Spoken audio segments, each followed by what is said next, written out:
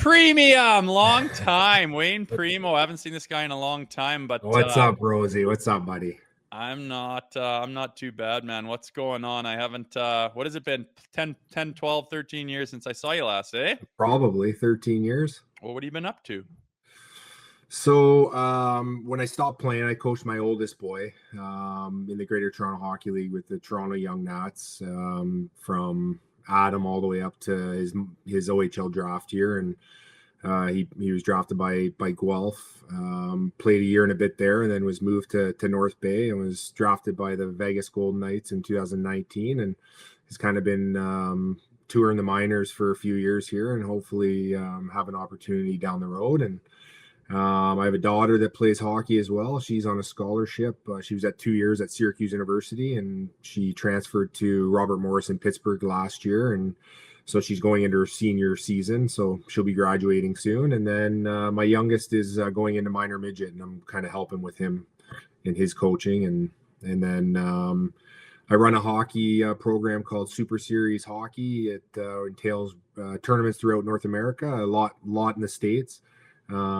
Youth hockey tournaments, and it's going well. Great to have you on, Wayne. I was going to ask too about the GTHL. They still are talking Paul Marner in those parts, or they've moved on from that? I haven't heard too much about Paul, but obviously you see the clips of him cheering on his son when he was younger, if that's what you want to call it. Yeah, cheering on. Is that what we're calling it these days? Because the Marner conversation obviously is a polarizing one, I should say, on this show. But I got to ask you off the top, what was it like to play with Jay Rosehill? Like, obviously I've had the ability to co-host a show with him for the last couple of years, but what was he like inside that room? Oh, he was a great teammate. Obviously he would go to bat for anyone, and tough as nails, and not too many guys wanted to throw down with him, that's for sure. Well, it's funny because we're at completely different parts of our career. I was just a rock pile, didn't know anything, was wide-eyed sitting there, didn't know what to expect or what to assume.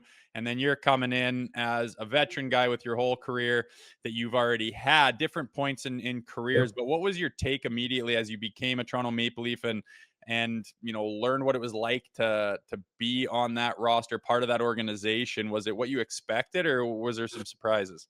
Oh, no, for sure. I mean, it's a top-notch organization.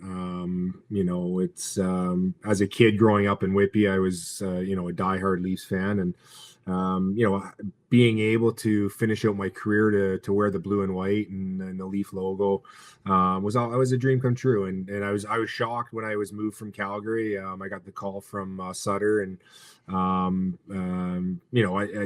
at that time, I probably, it was my sixth time being moved. So, but I was ecstatic that it was the Leafs that I was going to. Obviously, we didn't have a successful season. There was a lot of more downtime than there was ups, but I still thoroughly loved wearing the Leafs jersey and having the opportunity to play for Toronto. I was going to bring up that moment, July 27, 2009. You're acquired by the Maple Leafs. I could only wonder what that feeling was as a local kid. As you referenced, can you just speak to what it means to wear the blue and white? We often talk about it in this market, how special that privilege truly is. It really is. I mean, it's surreal. Like I said, I grew up watching the Leafs as a kid, and I remember even when I was drafted by Buffalo, and we'd go in. My first exhibition game was in Maple Leaf Gardens, and talk about nerves. I mean, I had more nerves going in to play the Leafs than I did playing my first NHL game. So, again, truly an honor to wear the blue and white. I think most people would say it's the same thing. I want to see the Leafs win a cup, and hopefully it's sooner than later. I want to ask you about the modern player, Preems. You talked about, you're in the youth hockey, minor hockey program. Your son's trying to break into the NHL. What do you notice from, say, when you started your career to the players now and their attitude, their mentality, how you have to handle them? And then, specifically the Leafs players, and just the modern day player seems to have changed a lot. What have you noticed?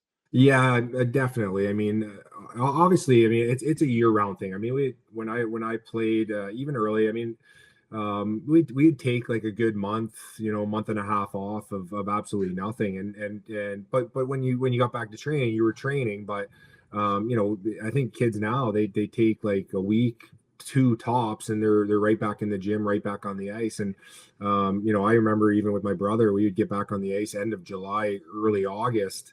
The seasons are so long, the wear and tear on your body and everything. I sometimes think that rest is better for you, but it's a year-round thing now. And I guess nowadays, I mean, I think that maybe kids are coddled a bit more. I think that you have to obviously be a little bit more careful in terms of how you manage them and stuff. But I mean, back in the day when we played, I mean, even earlier, like it was, the coaches were on you, were harder and stern, and held you accountable. I think guys are given a little bit more passover than in years past. A lot different in terms of the era right now. You talked about your kid playing for Henderson. What's been your initial thoughts on the Vegas Golden Knights organization? And do you think Rosie would have survived that era with Vegas on the circuit in terms of road cities? Yeah, I think he would have been okay. But I honestly, Vegas in terms of for my son, I mean, it was great that they've given him that chance, drafted him. It's a hard place to make. When you look at their lineup this last playoffs, I think they had one guy in the first couple of games that had actually been drafted by Vegas, and that was Nicholas Hague. And then you have he got injured, so then you had who else did you have? There's one other kid that was drafted that played, but other than that, they've really built their team around trades off of waivers, off of free agency, or through the expansion draft. It's hard as a prospect to make that jump to Vegas. I mean, they've traded away pretty much all their first round picks other than Brendan Brisson. They have this year's first round pick just because it's held in Vegas, and then they've traded away their first round pick in 25 and 26. So as a prospect, it's a tough place to be. If you're older and more experienced, I think it's a great place because you're going to get an opportunity to have a chance to win. Going back to the Leafs here, Preems, obviously they just hired Craig Berube. His track record kind of speaks for itself. How much do you think that could help where the Toronto Maple Leafs are and, underperforming in the playoffs and not quite having it? Do you think a coaching change like that could be a difference maker? Or do you think it's a bit overhyped? Yeah, I don't know. I mean, before they hired him, they had three guys that they had mentioned. They had mentioned Gerard Gallant. They had mentioned Todd McClellan. They mentioned obviously Craig Berube, and I thought all three would have been great for the job. I do think that obviously with Craig, I mean, he's won a Stanley Cup. He went into St. Louis with a team that wasn't even in the playoffs, I believe, when he took over. But he found a way to get the best out of his players, and in the end, they ended up winning a Stanley Cup. So obviously that's something that Leaf fans and even myself would love to see Craig get this team over the hump. Talked about Mitch Marner. If you're the Maple Leafs, what would you do? Because I think there's that outside chance that maybe you put him with a Craig Berube and he can figure things out when it comes to the Stanley Cup playoffs. But are you a believer in the core four? Do you think they can get the job done? Well, obviously to this point, they haven't gotten it done yet. True. And so, it's a fine line, like you look back at, some of the moves that the Leafs have done. Phil Kessel, for example, they traded him to Pittsburgh, and what happens? He wins 2 Stanley Cups. They trade Tyler Bozak to St. Louis. What happens? He wins a cup. Nazem Kadri, they trade to Colorado. What happens? He wins a cup. Do they trade Marner, and next thing you know, wherever he goes, he wins a cup? I don't know. Like, I mean, listen, I was always a fan of Mitch Marner, and his skill level is off the charts.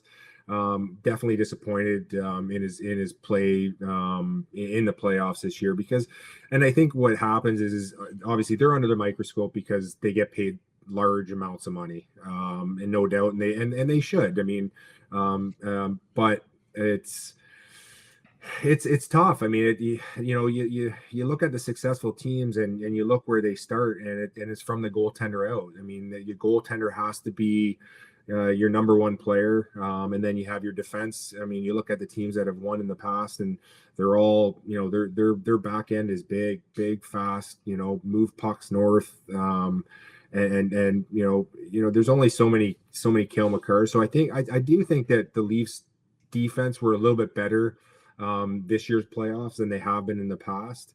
But I think that it is a fine line with Marner. I just think that I think that they definitely have to see what's out there, what's available, and if they think it's an upgrade, then I think that they got to really think hard about maybe doing that. Have you ever seen anything like this in your experience, though, Preems? Like, you talk about the goaltender in the back end, and I mean, you can look at the Leafs roster and say, oh, well, they're deficient here and there, and you can't win a cup with that high octane of an offense and paying superstars that much money up front. And then you go into the playoffs and you would assume, oh, well, the goaltender's not getting it done. They don't play defense. They can't outscore their problems, but they can't score a goal with this group. Yeah. They can't. Their power play is like under 5%. Have you ever seen anything like that? And what can you attribute it to? Yeah, it's I think it comes down to, obviously, playoffs is a different time of year. I mean, everybody raises their compete level. Space becomes even more minimal than it is. And it's just a matter of you look at Edmonton Oilers. I mean, it's been a process for them, and they have probably arguably the two best players in the world on their roster.